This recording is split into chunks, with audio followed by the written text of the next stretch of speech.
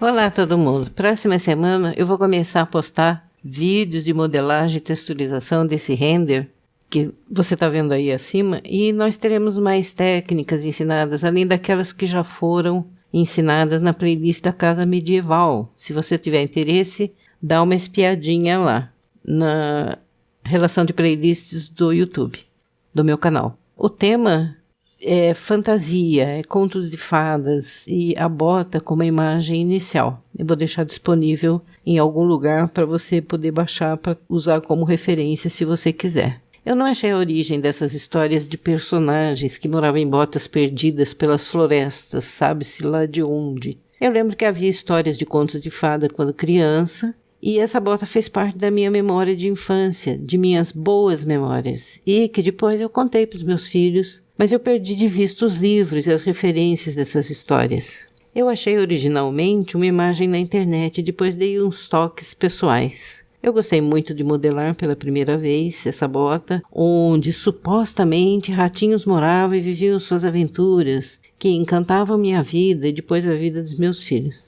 Pelo menos eles diziam que gostavam e dormiam feito anjos. Bem, eu vou gravar em vídeo a partir da semana que vem, passo a passo, como eu modelei e texturizei a bota e o ambiente ao redor dela.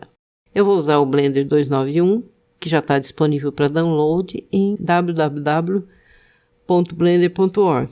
É só ir lá, e é grátis. E eu espero que você me acompanhe nessa viagem de volta à infância, como ela existia há um bom tempo atrás, antes dos smartphones e tablets. Então até a semana que vem. Começamos na segunda-feira com o primeiro vídeo dessa playlist. Aguardo você lá.